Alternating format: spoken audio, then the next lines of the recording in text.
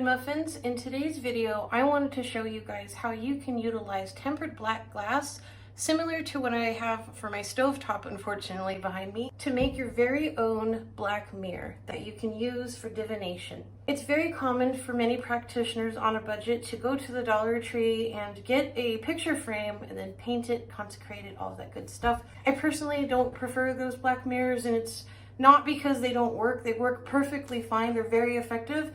They just feel a bit flimsy to me. Tempered black glass isn't too expensive, but I was lucky enough to find these.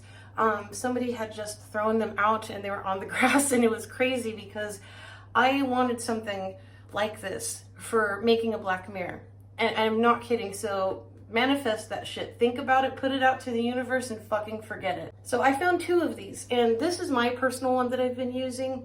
The one that you'll see with the tutorial, that's going to be a different mirror. So I have a few steps that can help you guys out with this tool, because it's very beneficial. It's a wonderful tool to connect and even see deity at times, or signs that they have, or spirits, whoever or whatever you feel comfortable with contacting. A lot of practitioners, including myself at one point, would cover their black mirrors when they're done because it locks them. You know, mirrors are very, very, very powerful portals, and you cannot convince me otherwise because I've had experiences since I was a child.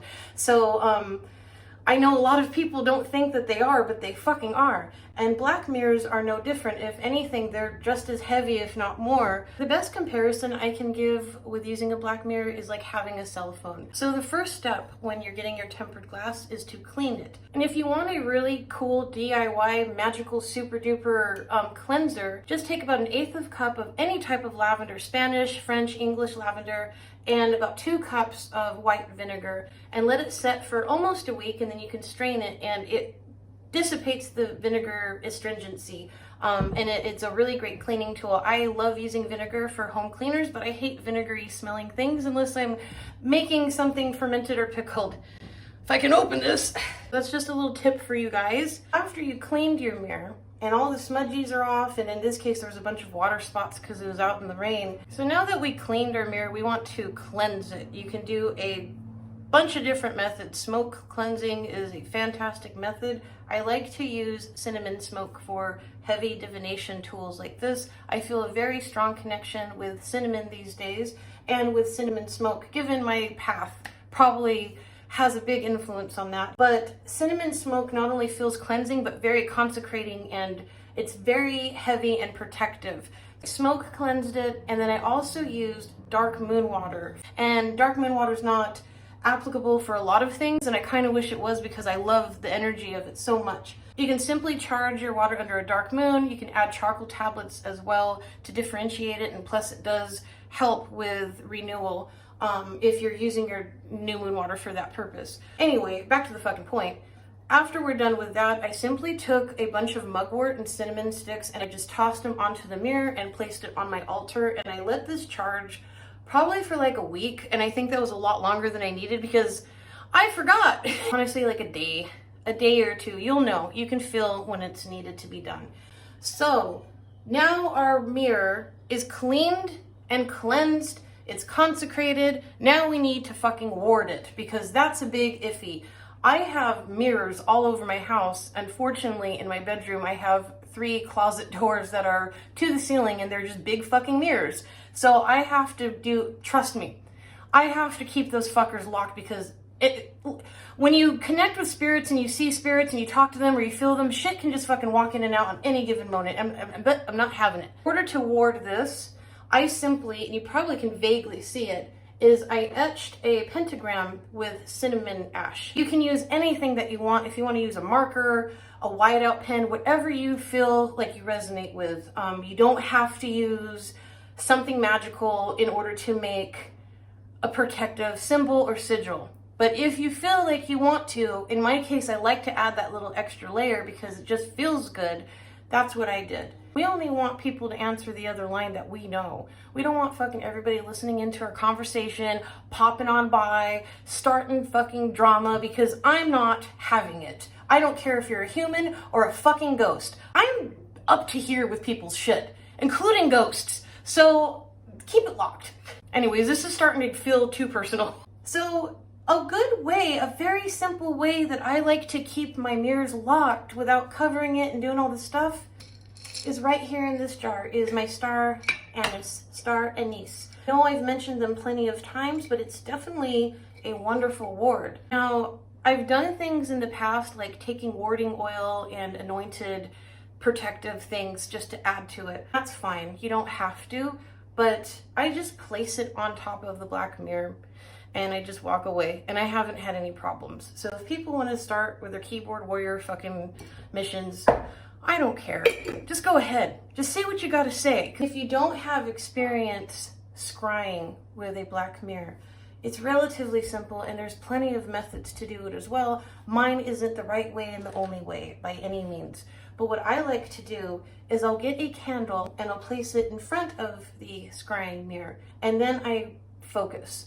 It helps to use music or ends if you're contacting a specific entity or deity. I have found this tool very fascinating now that I do work with deity, which I didn't in my practice up until about 4 or 5 years ago. I'll take a designated candle for said deity and place it in front of the black mirror. You can also garnish around the mirror or around your candle with things like onyx, smoky quartz, garnets are really powerful as well, and you can keep your wards nearby, kind of like, hey, I'm only allowing you to come through, but if anybody else comes, they're not allowed, because you can do that. If you put a ward in your like I like to communicate with Lucifer using a black mirror, because for one, those of you who also know him personally, he is very talkative, and he was very enthusiastic when I first said I would like to experience his energy with divination, and we both thought it was a phenomenal experience the first time I did it, because I saw him.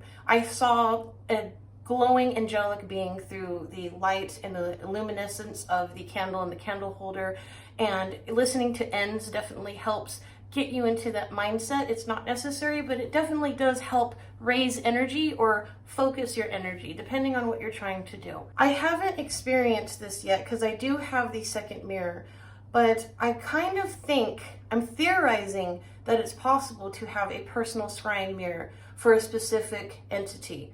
I have not experimented with this, but if you choose to, and I might, I would personally talk to said entity about it, do all the steps that I had mentioned, but then on the back of it, I would have said entity or deity, like in this case, a demon's sigil, and connect and talk to them if you have a close relationship, and saying like, hey, Belial, this is just our private line, so we can chit chat. First time users of this divination tool, you might find yourself staring into it and going, there's nothing there, I don't see anything, what am I looking for? And then you get frustrated and a bit impatient and you're like, this is silly. The best thing that I recommend is taking a ritual bath or shower, which I like to do before doing these sorts of workings. I think it's very important to keep your spiritual and physical hygiene up, especially when you're presenting yourself to high-ranking entities. In my personal experience, it's absolutely unnecessary to dress accordingly, specifically for the entities that I work with. Dressing for the occasion definitely can help raise that energy in yourself and make you feel really good. Like, I think a lot of us feel fucking amazing in a suit. So we're cleansed, we're sitting down, we've got our N going on our headphones, we've got our candle, everything's good, the vibe is there, and now you're just staring. Let yourself get into that trance state. Black mirrors are a fantastic way to exercise getting into deep meditation or trances, because it can be very tricky at first. And I recommend, if you're starting that sort of practice in your practice, which for witchcraft it's not necessary, but for divination and connecting, I absolutely feel like it is necessary. And for me, it's taken a long time for me to get to the point where I can get into a very deep trance pretty easily, but I've been doing this for a few decades now, so I have quite a bit of experience, and it's kind of second nature, but I think a lot of you will catch on a lot quicker than I did. So don't be discouraged, because I know what it's like to start your journey on meditation and trance, and you're like, fuck, 3 minutes feels like 3 days. Then when you get heavy into it, you're there. It can happen within a few minutes for me, and I'm there. And I can just say practice with that. If you have a comfortable spiritual team, they can assist with that for sure. If you're struggling with like ADHD, I have ADHD, so I fucking definitely know what it's like to be like, oh shit, bird, pigeon, bills gotta be paid. I'm gonna go start this one project that I forgot about and finish the fucking other 3 that I need to get done yesterday. I understand completely. It's not necessary. Just take a deep breath, practice on your breath work, and connect with the energy that you're trying to. I personally don't recommend using this just to see what's out there, because you will get some fucking shit. It's kind of like going out in public and inviting people into your home. Like, you wouldn't do that, right? I mentioned earlier about placing crystals around. You can hot glue crystals to your black mirror. I don't know if I'm gonna do that with these, because I thought it would be so cute to do that, but I don't want to shatter it. So I'm not educated on actually how hot glue gets. I don't know what the temperature of hot craft glue is in terms of the resistance to tempered glass used for cooking. So I don't want to risk it without researching first. So please just don't fucking just, hey, this is a great idea. Like, take baby steps and research it. Hey, is this safe, before you fuck everything up? Worst case scenario, if you want something that feels a bit more sophisticated and you don't have access to tempered glass, you can use an old cell phone or even like an old monitor. I've used like a gaming monitor, tablets and stuff like that. I just personally recommend for those devices to wipe them completely. You know, take off all your apps, everything, fucking just wipe it if you're not using it anymore, you know? I wouldn't use my personal cell phone to scry in. I just think that's asking for trouble, but that's a personal opinion, not based on experience. Once you are done with your divination session, it's similar to some rituals.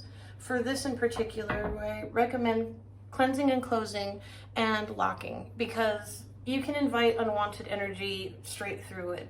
I have not had this experience with tarot cards or oracle cards, even though I keep them cleansed in a special place, but this just seems pretty fucking vulnerable. You know, it's like walking around naked with the window open. That's how I feel about it. So if you feel the need to cover your mirror, that's totally fine. I just use good old-fashioned star anise and it works perfectly fine. I think in terms of botanicals, I mean, there's fucking fighter jets going on. People are mowing their lawn for the first time in a month, and there's kids outside that aren't mind screaming. So I apologize for that. In terms of botanicals that I genuinely enjoy, I highly recommend using star anise in a pinch, because they are very powerful wards and I really love using them for my practice. Alright, you guys, I hope you got some valuable information from this video. I can't fucking do this. Alright everybody, thank you so much for hanging out with me for this tutorial, and I hope you gained some valuable information on how to utilize things from your kitchen to use in your craft. So I was very happy that I was able to do this. Alright, until next video, you guys take care of yourselves, and I will talk to you very, very soon.